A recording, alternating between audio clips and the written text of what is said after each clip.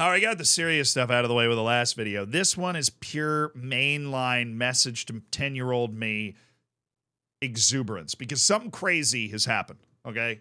Something wild is afloat. That something is that on this globe that we're on, going around the sun at like 80,000 miles an hour, or however fast Stephen Hawking told me that globe was going in between his island trips, right? We are, and by we, I mean the United States national teams. Obviously, me and them are the same.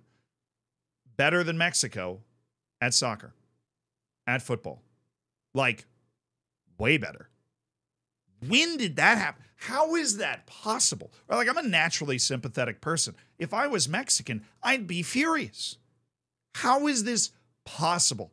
Right? That the United States has produced a national team that is so consistently dragging Mexico. Dude, when I was a kid, okay, beating Mexico, not losing to Mexico. I remember we had a World Cup qualifier in the Azteca when I was like 14 or whatever. We drew. I was so excited. I was like, wow, that's a result right there. Like, that's why we could get back to the World Cup. Like, look at that. You know, like, how crazy is that? Right? I'm talking about that was the team that had like Clint Dempsey and Landon Donovan on it. Right? We had some serious ballers on that team. Right? But what has happened to Mexico? Because as much as I want to talk about the fact that the United States has gotten a lot better, and it has, right? The U.S. made the World Cup knockouts.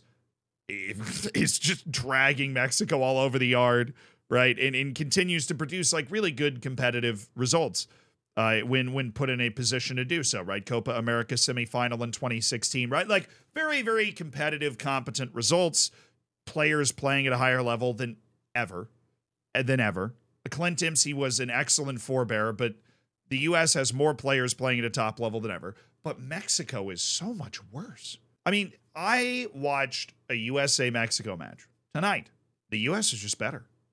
We had more of the ball. We had more chances. We looked more confident. We looked more aggressive. We looked like we had better technique. Christian Pulisic on the setting up the second goal is like chipping the ball over a sliding dude. Right? We're displaying flair and all we used to have playing against Mexico was like grit and toughness and good old American resolve, right? Like now we're just better. This is, I don't think, right, obviously, because CONCACAF is a backwater, right? And it's hard to get news to travel out of a backwater. I don't think the rest of the world is aware quite how bad Mexico has gotten. Like, I know they showed up at the World Cup and finally didn't get to the round of 16. The United States in the semifinal of this Nations League was losing 1-0 to Jamaica, a Jamaica that didn't have Michail Antonio or Leon Bailey until the 96th minute, when the U.S. had a deflected header that went in to send it to extra time and then beat that Jamaica team in extra time. That same U.S. team then showed up and rocked Mexico. Just outplayed them, first whistle to last whistle, for a third consecutive Nations League title. And if you're not familiar with the weird situation with CONCACAF, the Nations League is the most important thing in CONCACAF. Gold Cup usually has B or C teams going to it. Mexico did win the last Gold Cup, but the U.S. lost in penalties before it faced Mexico. The U.S. team was, I would describe it as a C team. The most generous people trying to gas Mexico up would describe the U.S. team as a B team that was at that tournament.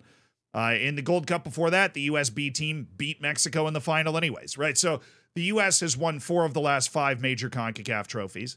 In all 3 of the Nations Leagues, where you had like your Pulisics, your Bolligans, your Dests, your McKennies, they're all there. Tyler Adams with his new surgically repaired hamstring, they're there. The Nations League's the biggest deal in CONCACAF, and the U.S. has now won it 3 straight times. But I won't pretend we're amazing, because the Jamaica match just happened like 5 days ago. So what is going on? And the answer is I don't know.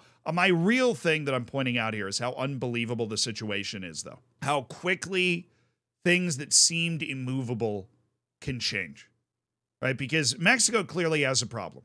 I got a working theory for you. I think Mexico's league is holding Mexico back in a way that not even MLS is doing. I think MLS is kind of starting to hold it back. But I am honest to goodness telling you Mexico is bad. Mexico is, oops, we could accidentally miss the World Cup bad, which can't happen because they're hosting. But their league pays out a lot of money. And so players stay in the domestic league more than going abroad. That's always kind of been the case. Seems to really be the case now. There is no serious continuity in terms of the coaching staff because there's an incredible amount of pressure on the coach of the Mexican national team. And there doesn't seem to be a continuity in national identity either.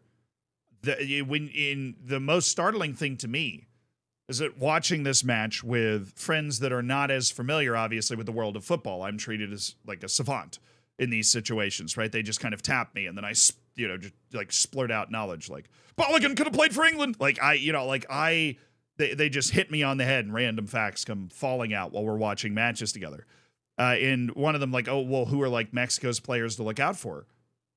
I didn't really know, right? I mean, there's Santiago Jimenez, who's like on the come up, right? You've got Jorge Sanchez, who's playing in Europe. He doesn't play that much at Porto. You have Chucky Lozano, but, well, they're American players that are at a higher level than Chucky Lozano right now. You have Edson Alvarez is doing okay. Cesar Montes is on the come up. But, man, I used to know the whole Mexican team. I used to know the Mexican team almost better than I knew the U.S. team. But there's an interchangeable cast of dudes going on for Mexico right now that just don't have the same pedigree, the same panache. There's like something broken in the way they're developing their team. And it's almost, and this pains me as a U.S. fan, it feels kind of sad. I felt like in previous Nations League finals, the U.S. was playing really well.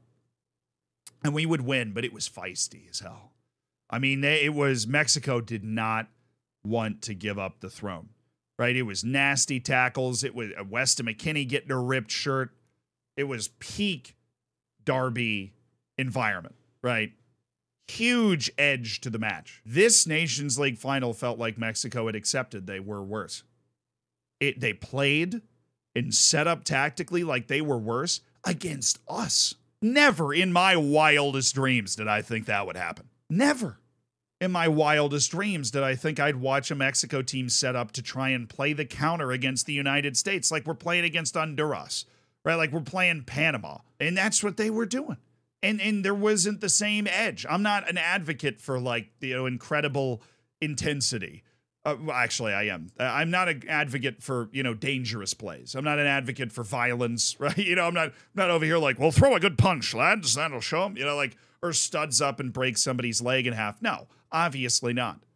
But there was none of the, rah, we've got to turn this around. We're losing to the United States that I'm so familiar with, that adversary, that enemy that I've built up so much of my identity as a U.S. fan competing against. That adversary's gone. It wasn't really there. I didn't see, there was one or two tackles out of frustration, but there's no Hector Herrera. There's no Andres Guardado like walking around to inspire the change. That was never what Memo Ochoa did. He always just made an incredible amount of saves in a Mexico jersey, right? But that generation's gone, and it doesn't seem like there's a next group of guys that are there to like set the expectation for Mexico. That's really scary. It's an awkward position, right? It's kind of an uncomfortable feeling because I hate Mexico's national. My most hated group of 11 players in the face of the earth is the Mexican national team, and I actually feel bad for them. I do. I don't even know how to explain it. I am attempted. This is my therapy session right now because I enjoyed watching the U.S. beat Mexico tonight. I always do. But I enjoyed it in a different way. I enjoyed it not quite, but closer to the same way I would enjoy watching the U.S. beat Jamaica in a final or Costa Rica, where I'm happy that we won the final, but I expected us to win. And once we got up, they kind of seemed resigned to that fate. I mean, it was a little awkward for me, the person that grew up watching Mexico beat the tar out of the U.S. and the U.S. look scared and look outgunned and have to gut it out. But the roles are reversed completely. The U.S. is the king of CONCACAF, and Mexico seems to be getting farther away and not closer. Like Canada and Jamaica are on their heels, right? And it's going to start to get dangerous. I mean, just in this tournament, Jamaica got a hell of a lot closer to knocking the U.S. off than Mexico did. You can put some of that up to the different level of intensity in the games, but you can't put all of it there. Canada finished top of World Cup qualifying the last time through. We're not going to get to do that again because we're both hosting the World Cup, but things are getting weird in CONCACAF. The order has not stayed the same. And while the U.S. has gotten better, Mexico's gotten worse. And I am enjoying it. I am. But not as much as I used to. And that makes me sad. That makes me sad. Not really. I mean, it does. But not enough to not go, America! Nations League champs! Hell yeah, brother!